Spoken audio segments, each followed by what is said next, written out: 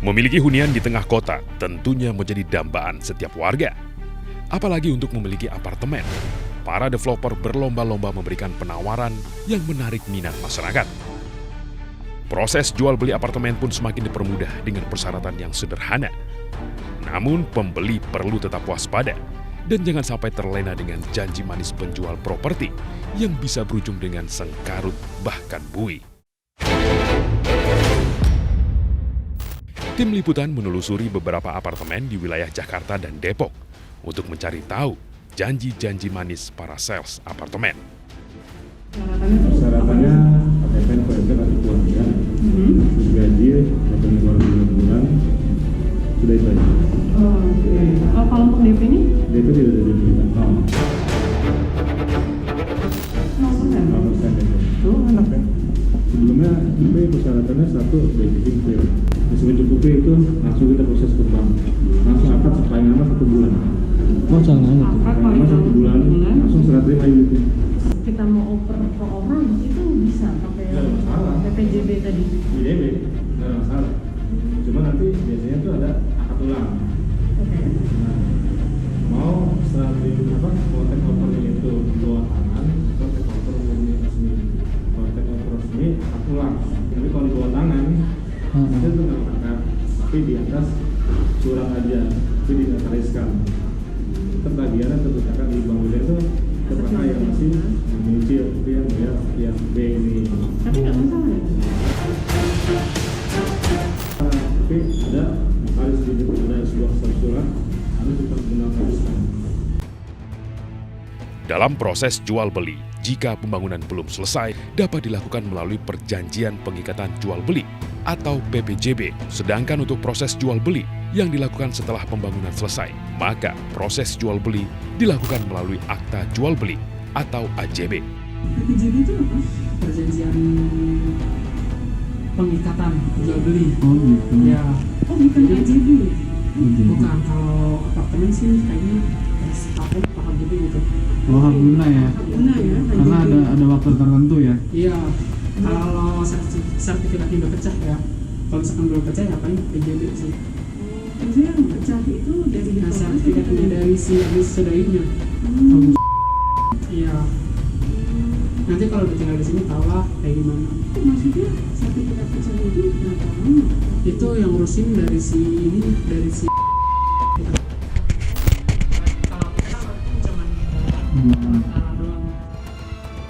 Penjualan kembali unit apartemen dengan PPJB memiliki cara berbeda di setiap developer. Hal ini perlu kita cermati betul agar tidak menimbulkan masalah saat unit hendak dijual kembali atau saat cicilan apartemen selesai.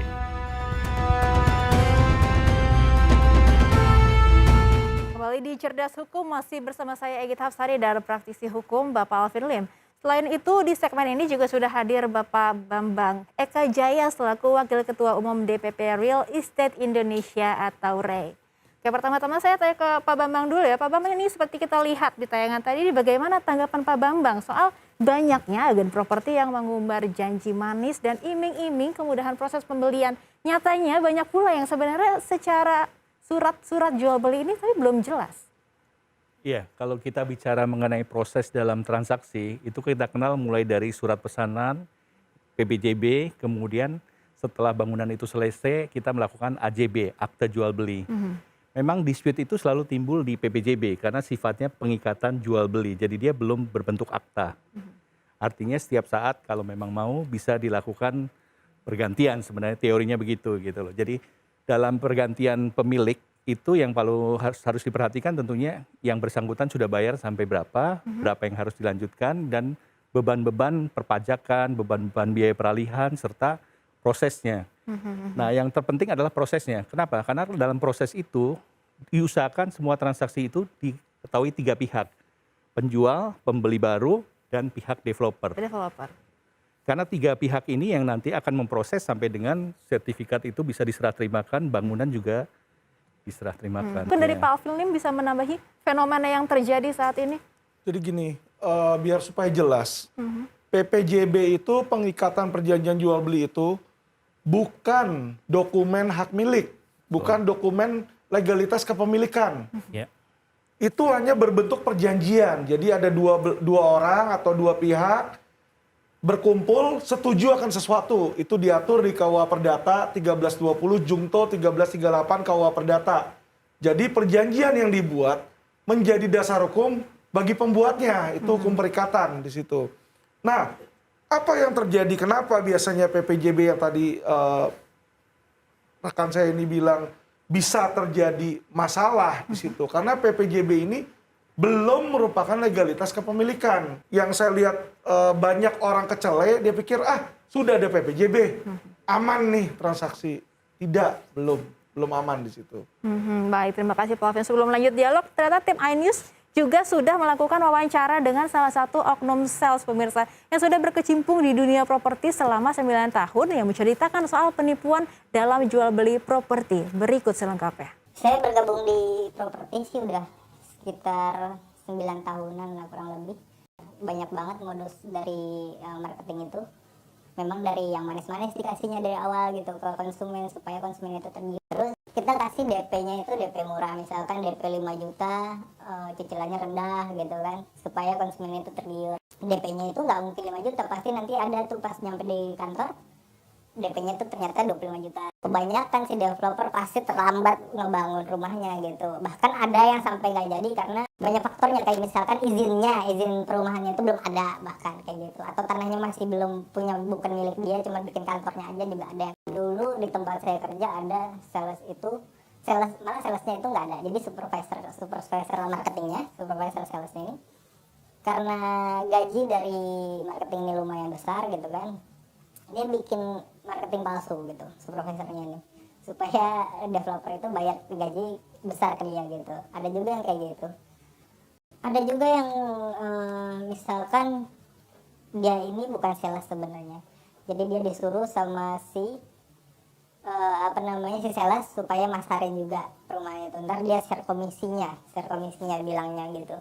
Kita kan suka ada juga tuh open table, yang namanya open table di setiap mall gitu kan, open table atau di setiap pom bensin gitu kan. Ada yang konsumen itu sampai percaya supaya biar booking fee di tempat. Tapi dia cuma megang kwitansi biasa, bukan kwitansi dari si developernya gitu. Nah kadang ada juga yang dibawa lari itu uangnya itu, karena kan cuma megang kontrak nomor telepon aja gitu. Konsumen itu biasanya paling seneng itu ngeliat visual rumahnya kan gitu, gambaran kan kita punya brosur, terus foto-foto rumahnya gitu, entah rumah siapa yang kita foto gitu kan, foto-foto rumahnya kelihatannya bagus, dan itu biasanya konsumen percaya tuh dengan harga yang murah gitu kan. Saya kasih booking fee-nya cuma 500.000, ibu bayar di sini sekarang gitu, ibu nanti udah bisa punya rumah kayak gini gitu. Oke, kita ke Mbak Mimi terlebih dahulu ya mungkin ya. Mbak Mimi ini kan, Mbak Mimi selaku agen properti ini kan juga sering berhadapan dengan marketing. Apakah pernah berhadapan dengan marketing seperti ini? Pernah beberapa kali ketemu sih. Jadi biasanya itu terjadi oleh agen independen atau broker gitu ya, yang tidak bernaung di bawah agen properti tertentu, kayak misalnya yang tidak ada MOU gitulah. Gitu. Lantas bagaimana Mbak Mimi selaku agen properti ini mengantisipasi nih marketing yang dalam quote and quote nakal? Biasanya sih saya sekarang lebih karena belajar dari pengalaman yang lalu, saya lebih ngecek ke legalitas sih. Misalnya perjanjian terjadi itu bisa disewa. Kadang-kadang tidak ngecek pemiliknya siapa, pihak konsumen langsung main transfer aja. Makanya untuk itu saya sekarang kadang-kadang kita agent tuh kan ada kobrok namanya, kerjasama sama marketing lain. Oke. Saya lebih cek legalitas sih, bukti kepemilikannya aja. Jadi harus lebih teliti ya. Betul. Oke, saya mungkin ke Pak Bambang nih. Pak Bambang, ini kan tadi kita lihat ya banyak sekali modus yang dilakukan ya oleh oknum marketingnya. Selain penipuan soal DP murah, spek rumah ini yang nggak sesuai dengan yang dijanjikan. Ini bagaimana Ray ini melihat hal ini, Pak? Ya, kalau kita bicara REI sendiri kan, REI kan merupakan salah satu organisasi tertua di Indonesia. Kita tahun ini persis hari ini kita 49 tahun. Jadi perjalanan properti itu kita ikuti ya. Kalau dulu properti itu sifatnya lebih eksklusif. Kita menjual hanya menggunakan tim in-house. Dalam perjalanannya kemudian properti menjadi bisnis yang besar. Mau nggak mau kita untuk menjangkau lebih besar kita banyak menggunakan yang istilahnya marketing lepas ya, freelancer gitu loh. Nah kadang-kadang freelancer ini yang mereka itu bermain ya, artinya mereka itu tahu bahwa pemiliknya ini, kemudian dia berusaha mengarahkan misalnya konsumen untuk melakukan transaksi seperti tadi, misalnya DP itu dilakukan di tempat tanpa melalui orang di developernya gitu ya. Jadi saya rasa sih yang lebih penting adalah pertama tentu kalau kita membeli properti ini bukan barang murah. Otomatis kita tahu persis lah selain lokasi dan desain dan sebagainya, masalah legalitasnya, kemudian masalah perizinannya. Yang ketiga tentu reputasi dari developernya. Karena dengan 3 hal itu kita tahu, kita pasti akan lebih aman. Nah, kalau dalam hal ini apakah pihak developer ini bisa bertanggung jawab nih Pak Bambang? Dalam hal ini kan kita bisa bicara, kalau kesalahan itu timbul karena developer misalnya one prestasi seperti tadi, spek yang di luar ketentuan, atau mungkin juga serah terimanya sedikit terlambat, mungkin itu bisa kita bicarakan. Tapi kalau yang terjadi itu di luar hal-hal seperti itu, ya misalnya mereka itu melakukan transaksi di bawah tangan, kemudian juga jual belinya kita tidak ketahui sebagai developer, tentu gimana kita bisa bertanggung jawab untuk hal yang kita tidak tahu gitu loh. Jadi yang terpenting adalah kita lihatlah developer itu siapa, bagaimana karakternya seperti apa. Bisa dilihat kan perjalanan developer kan nggak mungkin hari ini jadi developer, pasti dia ada track melalui proses recordnya ya. panjang. Baik, dari Pak Alvin sendiri gimana, bisa dijerat hukum nggak sih developernya? Jadi kalau saya lihat di sini, pihak developer bisa dijerat atau tidak, pembuktiannya cuma satu.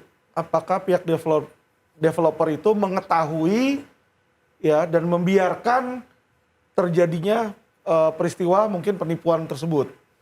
Jadi kalau dia tahu, ya kan apalagi ikut-ikutan, itu bisa. Karena di dalam peristiwa hukum yang paling penting adalah mens rea.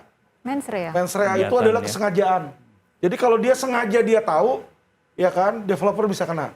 Tapi kalau developer tidak tahu, misalnya ternyata nama dia dicatut, logo dia dicatut, brosur dia dicatut oleh oknum, dia tidak tahu, maka developer tersebut juga menjadi korban sebenarnya atas dugaan tindak kejahatan tersebut. Nah, mens rea ini cara membuktikannya bagaimana dong Pak Alvin? Jadi cara membuktikan itu biasanya nanti di dalam proses penyidikan, polisi yang lebih jago gitu loh, penyidik itu lebih jago. Kenapa? Dia bisa melihat misalnya kan dari percakapan handphone. Mungkin oknum itu ada nggak menghubungi developer. Kedua, misalnya kalau dia menggunakan brosur, ya kan, atau alat cetak lain. Nah, dapat dari mana oknum tersebut? Apakah dapatnya dari developer atau dia nyolong sendiri? Nah, itu nanti akan ditelusuri dari proses penyelidikan dan penyidikan di pihak kepolisian. Baik. Nah, Pak Bambang, ini dari RAI sendiri ada pengawasan nggak sih terhadap developer-developer?